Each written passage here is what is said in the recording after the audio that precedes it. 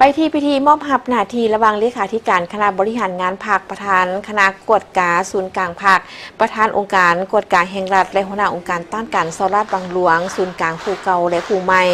ซึ่งพิธีดังกล่าวได้จัดขึ้นในวันที่28มกราคม2026ให้เกียรติเข้าร่วมของสหายทองรุนศรีสุริตเลขาธิการใหญ่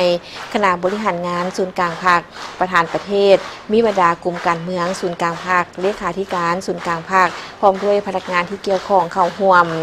ในพิธีสหายคำพันธ์พรหมทัตประธานคณะกวดกาศูนย์กลางภาคประธานองค์การกวดกาแห่งรัฐและหัวหน้าองค์การต้านการซอราดบางหลวงขั้นศูนย์กลางได้ผ่านบทสรุปการซี่นำพาเวียกงานหอบด้านในระยะ5 ปีผ่านมา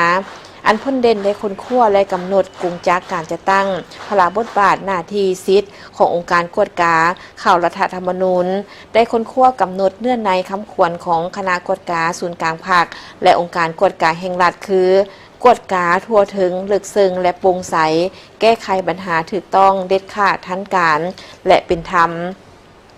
จากนั้นคณะจัดตั้งศูนย์กลางภาคได้ผ่านมติตกลงว่าด้วยการแต่งตั้งเลขาธิการ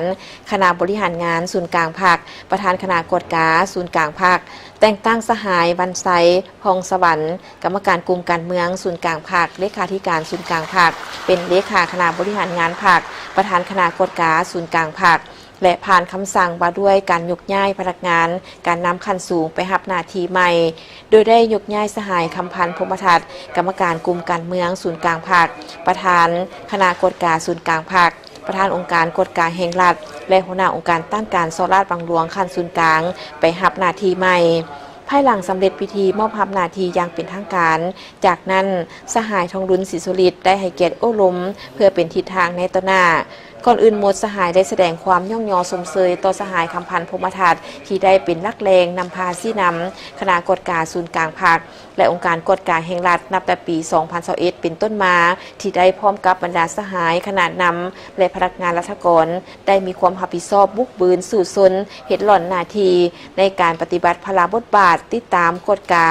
ได้ผลสำเร็จหลายด้านอันได้ให้เวียกงานดังกล่าวได้รับการปรับปรุงและมีบัตรก้าวขยายตัวเป็นลำดับพร้อมนี้สหายได้เน้นนักให้สหายบรรไซพองสวรรค์สืบต่อเสริมขยายบทเรียนผลงานเวียกงานต่อจากสหายคำพันธ์พรหมทัตที่ได้สร้างพื้นฐานไว้แล้วนั้นให้สืบต่อยกสูงคุณภาพสูงขึ้นกว่าเก่า